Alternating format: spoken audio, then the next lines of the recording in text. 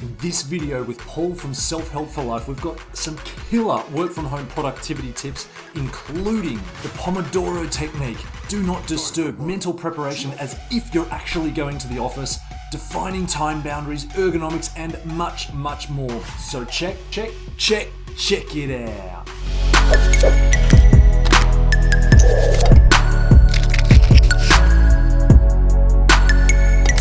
Okay, well, I've got Paul joining me, who is a hypnotherapist and founder of Self-Help for Life. Hi, Paul. How are you? I am good. Yeah. That's good. And as I mentioned in the introduction, we've got another 5 tips in the previous video. Actually, it's being linked up in that top corner right now. So let's jump into the next 5 work from home productivity tips that we've got for you. The first one is the Pomodoro Technique, and I'm going to start with this one. Pomodoro Technique is something I discovered only recently, actually, and it's great because it breaks down your working hour into bite-sized chunks, and it helps you focus your focus on something to focus on. What I mean by that is Pomodoro Technique is all about, and I'll have an image flashing up now, it's all about defining a task, having a set task. It's one thing that you want to focus on and achieve and not let any distractions come in, doing it for 25 minutes and then having a 5-minute break. That's a Pomodoro. You do 4 of them before you then have a longer break, which can be maybe say 15 to 30 minutes. So that it's all about just focus hard for 25 minutes, have a 5-minute break, and then focus again 25 minutes, have another break, etc., etc. So that's what the Pomodoro Technique is all about, really. Paul, do you have anything to say about Pomodoro? Yeah, like you, I've been using the Pomodoro Technique for a few months now. Someone mentioned it. Actually, I've known about it probably off and on for a few years, but I'm using it regularly now. So when I do it, I always set an intention to do just one thing for that 25 minutes. And I make sure I do that one thing. And if my mind sort of gets curious and thinks, oh, maybe I'll just check on my YouTube subscribers or something like that, then I write that down on a bit of paper and I'll do that in my 5-minute break. So that's something to look forward to. So something simple like that. But that's the key thing, is doing one thing. And I think we're going to talk about that a bit more in a moment anyway. One app that I use, I don't know if it's on Windows, but I'm on a Mac, is called Toggle Track. We'll put a link to that in the description below. But this is a great app for recording time for anything you're doing, but it also allows you to record in the Pomodoros as well. So that's really, really helpful. Good. Yeah. Okay. Great. Tip number 2. The next one. Yeah. From home productivity. Do you want to take it away? Yeah. So the next tip is define start, finish, and break times. So this is deciding, particularly if you're working from home, you're working for someone else, but even if you're working for yourself, decide when you're going to start working. Decide when you're going to have your breaks. And if you're using the Pomodoro Technique, that's going to help you identify your break times after 4 Pomodoros. And also decide a finish time. I think the finish time is really, really important. And when you decide that finish time, so maybe it's 5 o'clock, maybe it's 6 o'clock, maybe it's 7 o'clock, but whatever time it is, after that time, don't look at your work emails, okay? So even on your phone, just say, all right, I'm not going to look at those emails beyond that time. And your colleagues and other people, they'll get used to knowing eventually that you don't respond to your emails after 7. So you begin to train those other people. And so that's really important. And this is slightly unrelated, but this is an idea from Tim Ferriss. And this is, for those people who want to check their emails multiple times on their phone, is ask yourself, if I can't deal with what I might see in my emails right now, then don't check your emails. Okay? If you think about it, if I'm about to go and see a client and I check my emails a minute before they come through the door and I see something I've got to suddenly deal with, I'm not going to be as relaxed with that client because I'm going to have that in the back of my mind. It's better not to know about it. So that's a slightly off tangent, but I think that's really useful. Now, another little ritual you can do, if you think of someone like a plumber, when they finish their working day, they put all their tools away in the garage or the shed or wherever they put them. Well, if you're working on a laptop, you can do the same thing. You can have a ritual where you just put that laptop away, you close it down, you turn it off, you maybe, put everything in away into another little place where it's going to stay there until the next morning. So having that little ritual at the end of the day can really, really help. I think that's it. Is there anything else you want to add to that? No, I agree with what you mentioned about the emails is very true. Someone once said to me that if it's urgent, they'll call you. If it's not urgent, they'll send you an email. If they're just sending an email and they're not giving you 5 phone calls in a row, it's not that urgent, they could have called you. So just let it go until later. There's that they have no idea that you haven't reached it or gotten to it yet. You could be, maybe you've just been called out of whatever you've had to do to go and deal with a sick child, or any number of things. So anyway, totally right. If it's so important, they're going to call you. Yep, absolutely, for sure. Tip number three is do not disturb. So in one of my businesses, the engineering business, I get a lot of phone calls, a lot of builders, clients, architects, whoever wanting to phone me and just have a chat about something that is important to them at that point in time. Now, it's not important to me. I am always willing to help them and help them solve their problems because it's mutually beneficial for everyone on the project. But I don't have to do it on their time schedule. So hitting the do not disturb button on your phone, I'm not sure, I assume you can do it on your laptop as well, but I mainly need to do it I mainly need to do it for myself and my business on my phone. Put it on do not disturb until, say, lunchtime. At lunchtime, I'm happy to be sitting down waiting for my lunch to come that I've ordered or whatever it might be, and or even just sitting at my desk having some lunch and then having a look at who's trying to contact me. And then I can get back to them when it suits me. And what I've really found is because I'm getting back to them when it might not be so convenient for them, the conversation is shorter and more prompt. So it's, everything gets solved way, way faster. And often you'll call people back and they'll go, oh yeah, no, we worked it out. It's all good. Sweet. Okay. Have a great day. Bye. So much faster. So hit the do not disturb. At first it's hard and it's like, I feel like I'm rejecting all these people that need to contact me. What if it's an emergency? You can put certain contacts on a certain list so they can still get through to you.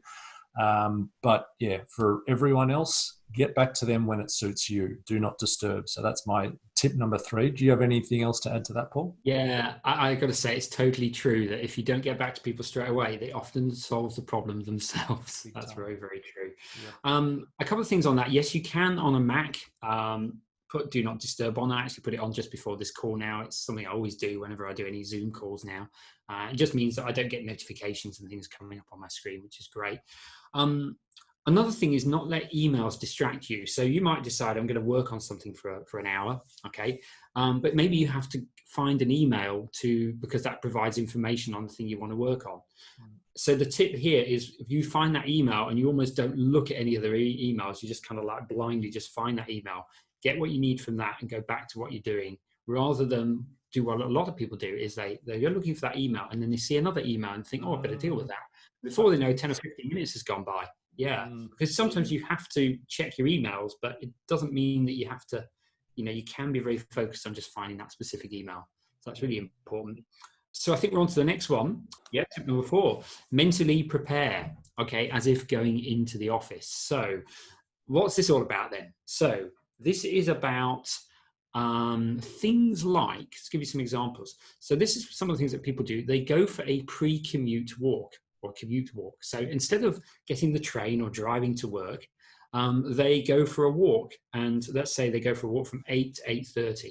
So when they go for the walk and when they come back at 8:30, that's when they're in work mode. So that's their start time for work. So people go for walks. I've heard people go for mock commute drives. So they go down some nice country lanes, some nice beautiful roads with no traffic for half an hour, 3/4 of an hour. And then when they get back and they park the car in the garage, that's work time. So again, you're creating space between what's not work and what is work. And normally we have that by the commute and also the distance, the fact that our office is not so close to home, we get that separation. So that's really important as well.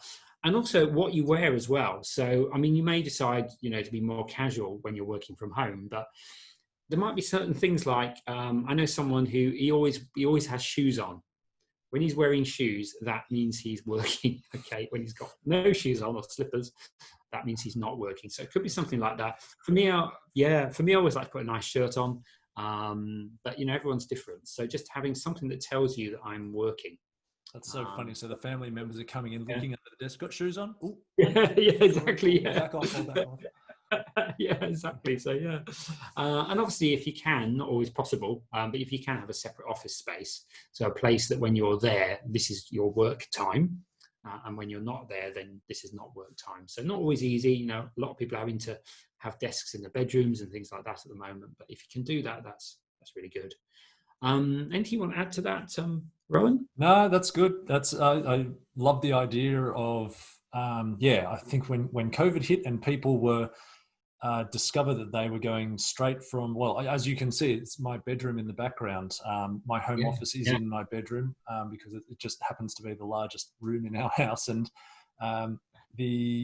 when COVID hit and I was doing 5 days a week at home, normally I was doing some days down at a shared space and some days at home. But when it turned into 5 days a week, I really did notice the difference between just no commute, grinding it out every day, trying to love work at home, but feeling a bit mentally like, this is possibly a little too much. I love the idea of going for a walk, going for a drive, whatever it might be, just to have a bit of separation in that time that we used to have. So yes, true, very true. I think we're on to the last one, or number 5. Last one, which is home office setup. And what I wanted to share in this one is actually a couple of resources because, ergonomics. I'm actually here at my standing desk today. I am always trying. Yeah, good on you. Not that is necessarily the best and most ergonomic thing. You have to be at a standing desk for it to be good or anything like that. But just having some awareness about how you should be standing or sitting or, bending to pick something up or functioning on your desk, all that sort of stuff. Because we spend so much time here, or a lot of us spend so much time here, doing it properly is really important to making sure that doing it for months and years and even decades can really lead to some body issues that are not good. I notice myself, my lower back can be an issue, which is one of the main reasons that I exercise almost every day and try to focus on my core. When I strengthen my core, it helps a lot. But let me share these resources before I just veer too much away from the main topic. Anna Louise Bouvier. Now, she does not have nearly enough subscribers for the quality of content that she produces. And in fact, I wanted to share, if this will get out of the way a little bit. So some of the specific content that she has is Beautiful Sitting Made Easy, which is where she points out a lot of the things that people are doing incorrectly when they're trying to sit. One of the important points that she makes is to pretend that there's a light, and her expression is shine your light. So instead of sitting and hunched and your light that is right here being down, you want to be sitting in a way so that your light is shining straight forward. It's a great tip of hers. Another one is relaxing your neck. She talks about how, when you pick up a watermelon, it's heavy, and that is exactly what's sitting on top of our necks. So making sure we're in the right posture to support that big lump of brain and stuff that's on our necks is really important. And also why sitting is so bad on your back. So really important information. Another great resource, which is we've discovered this guy, Pete Egoscue, from Tony Robbins' Unleash the Power Within seminars. And the rep that comes from Peter Egoscue to run a couple of exercises, really great exercises. My wife does these almost every day. Just little things like laying down on your back and putting your feet up on the wall, or just some really basic stuff that helps align your body, because when your body is aligned, it's one less thing for your brain and energy to have to go towards. If something's not right, energy is being used up and zapped without you even knowing it. And that's going to affect your productivity and your mental acuity and all that sort of stuff. So really, really important to have a bit of, focus on ergonomics and how your desk is set up. So I think it's a good idea to go out and check out some YouTube resources or blogs or whatever it might be, just to read up on that. Did you have anything else, any thoughts on that, Paul? Yeah, I think I've got a few bits on that one. Firstly, I'll say with standing desks, the idea is you don't stand the whole time. You spend some time sitting and sometimes standing, because you can, there probably are some I notice sometimes if I stand for too long, that can be an issue. But Mm. another thing is actually your general posture and how it can affect stress. So if you tend to be very closed up like this, or you cross your legs a lot, particularly when you're sitting, that actually signals to your brain that you're kind of trying to protect yourself from something. And I heard about this just like last week sometime. If you measure someone's saliva, when they're like this, they'll notice there's more of the stress hormone cortisol in it. Wow. Okay. So, yeah, really interesting. So, and this is in 2 minutes. So 2 minutes of being that way will increase that stress hormone. Wow. So just relaxing and having an open posture, what that's saying to your brain is, well, look, I'm safe, I'm open, look, I'm fine, and then that will reduce the stress hormones. So really interesting. I'd like to go and do that test actually. Yeah, well, it's they mentioned that at Tony Robbins as well. They put up a image of a lady standing there like this, a superwoman kind of thing, and again spoke about the mental and internal physiological things that are happening in your body just by standing there or just by smiling. Even little things like that have chemical reactions in our bodies. It's phenomenal. And look, one advantage of working from home is you do get to choose your own desk. So it does give you the option to have a standing desk. They may not have those in the office, so that's a really important advantage as well. And also, you can do little exercises that might look a bit embarrassing in the office. So little things like, you can do this sort of stuff, and the sort of things that osteopaths and chiropractors often tell you to do. They tell you to do things like this and that sort of stuff. It might look a bit embarrassing in the office, or even just doing some stretches or doing a few sit-ups, those sorts of things. You just would look stupid doing those in the office, but you can do those, which is great. So I do have a guy in my shared working space who does that sort of stuff. He'll just get up and do these really funny stretches. Just out of the yoga poses. It's really good. I think it's great that he does that.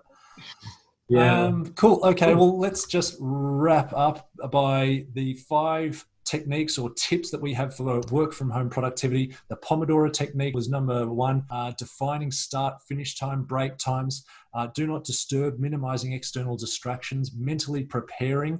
And finally, we had home office setup like ergonomics and body posture and all that sort of stuff. So thank you so much for coming onto the channel, Paul. And obviously, if you want to see the other 5 tips that we've got, I had a link before. There's going to be a link in the, I had a card before. There's a link in the description below to the video that's over on Paul's channel, Self-Help for Life. By all means, go over there. Paul has some really, really good content over there. So another resource well worth checking out. My ear keeps slipping out. I don't know why. So thanks very much, Paul, and I'll talk to you soon. Thanks you, Rowan. Cheers. Bye. Bye now.